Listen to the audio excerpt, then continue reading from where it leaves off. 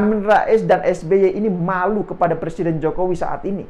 Ya asal tahu saja ya, meski belum genap 10 tahun memimpin Indonesia, tetapi sudah banyak sekali sumber daya alam kita yang telah berhasil dikembalikan penguasaannya kepada negara.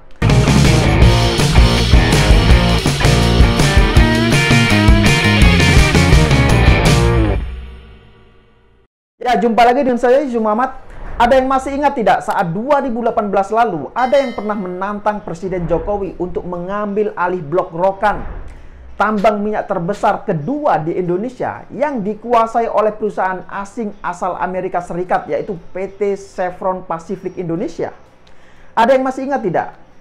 Ya, yang menantang itu adalah seorang Amin Rais, tokoh oposisi yang pernah mengatakan bahwasanya Jokowi itu seperti bebek lumpuh, dan juga pernah bernadar atau berjanji bahwa dia ini akan jalan kaki dari Jogja ke Jakarta jika Jokowi terpilih menjadi presiden pada 2014 lalu. Nah, faktanya sekarang apa? Apakah nadar itu sudah ditunaikan oleh seorang Amin Rais? Jawabnya, tentu belum. Nah, terus bagaimana dengan kabar tantangan Amin Rais kepada Presiden Jokowi soal pengambil alihan Blok Rokan? Apakah itu sudah diwujudkan oleh seorang Presiden Jokowi saat ini? Ya, baiklah, dalam opini Okedum kali ini, saya akan menyampaikan soal Blok Rokan itu.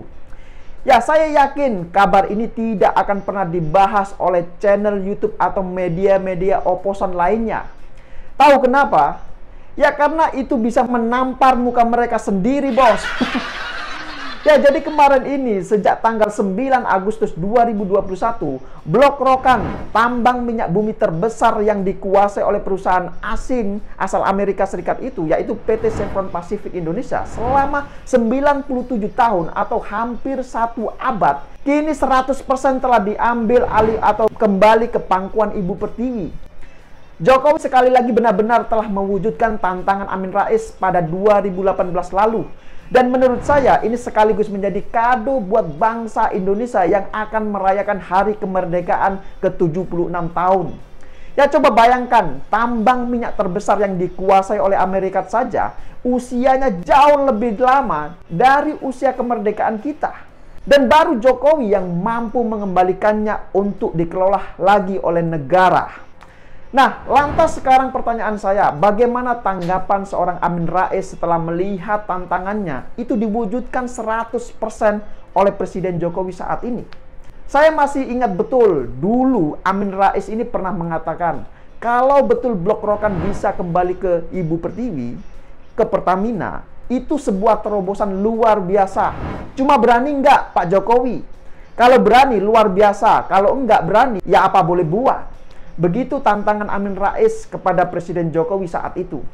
Ya, tapi pertanyaan saya kemudian begini. Kenapa tantangan serupa dari Amin Rais itu tidak pernah ditujukan kepada SBY? Saat SBY masih menjabat sebagai presiden 2 periode. Dan kenapa SBY juga tidak mampu mengambil alih satupun kekayaan sumber daya alam kita dari penguasaan asing? Nah, pertanyaan ini yang tidak pernah bisa dijawab oleh oposisi saat ini. Nah, harusnya ya Amin Rais dan SBY ini malu kepada Presiden Jokowi saat ini. Ya asal tahu saja ya, meski belum genap 10 tahun memimpin Indonesia, tetapi sudah banyak sekali sumber daya alam kita yang telah berhasil dikembalikan penguasaannya kepada negara. Bukan hanya Blok Rokan, tetapi ada juga Blok Mahakam dan tambang emas terbesar di Papua. Nah, tahu kan, tambang emas terbesar di Papua yang sebelumnya ini juga dikuasai oleh perusahaan asal Amerika, yaitu PT Freeport. Nah, ini dikuasai selama 50 tahun lamanya.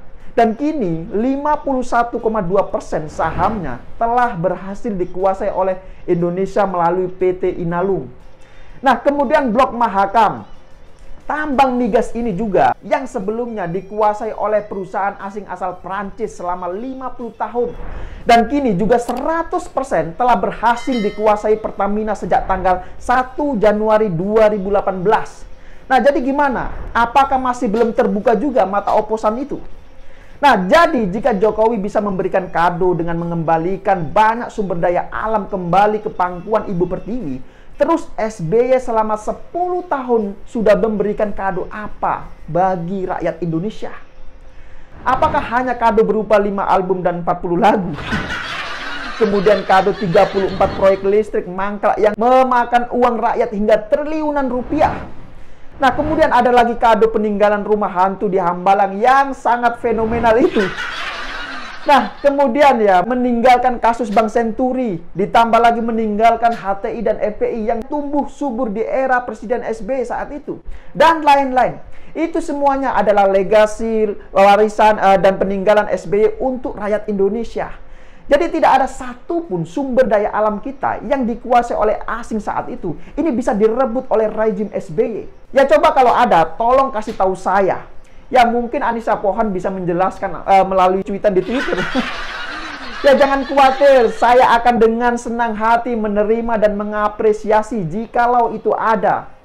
Ya sebelumnya ya mohon maaf ya, ini saya bandingkan antara era Jokowi dengan SBY. Karena apa? Karena masa jabatannya ini sama-sama 10 tahun.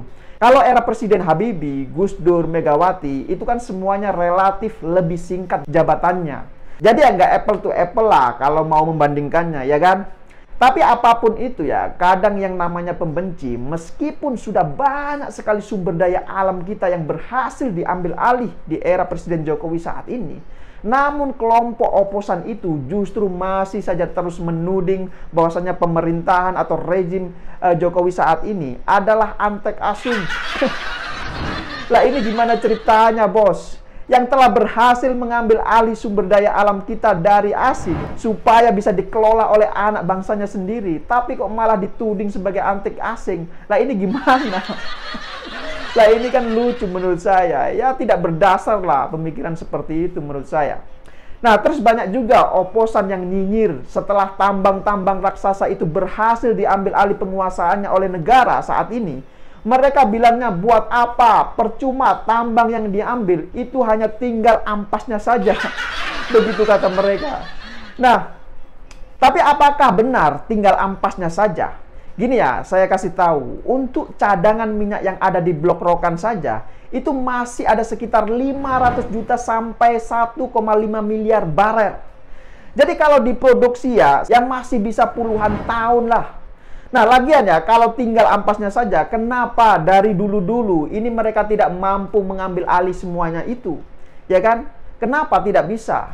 Nah, sekarang Blok Rokan ini telah 100% diambil atau dikelola oleh negara melalui anak perusahaan PT Pertamina, yaitu PT Pertamina Hulu Rokan. Nah, sekedar info saja ya, Blok Rokan yang terletak di Riau ini, pada semester 1 2021, rata-rata produksinya mencapai 160.000 barel per hari atau 97% dari target sebesar 165.000 barel per hari. Kalau secara nasional, Blok Rokan ikut berkontribusi produksi sebesar 24%. Ya tapi percuma juga sih menjelaskan seperti ini kepada oposan yang minim prestasi. Mereka belum siap menjadi oposan yang mengkritik disertai solusi-solusi yang konstruktif. Mereka sebenarnya hanya haus untuk berkuasa, tetapi abai dengan nasib ke depan bangsa dan negara kita. Ya kalau memang seperti itu, terus apa bedanya mereka dengan para penjajah zaman dahulu, ya kan? Ya saya kira demikian opini singkat Okedum kali ini, tapi sebelum saya akhiri, saya ingin menyampaikan pesan dari Bung Karno saat beliau ini pidato di Hari Pahlawan 10 November 1961. Beliau mengatakan, perjuanganku lebih mudah karena mengusir penjajah, tapi perjuanganmu akan lebih sulit karena melawan bangsamu sendiri. Nah, saya kira pesan itu masih sangat relevan dengan kejadian saat ini. Jadi gimana? Apakah sampai di sini sudah paham semua? Ya silakan berikan komentar di bawah. Oh ya, dan tidak lupa juga saya ingatkan, terus jaga NKRI. Ya saya pikir itu, terima kasih sudah menonton dan sampai jumpa di acara Okedum selanjutnya.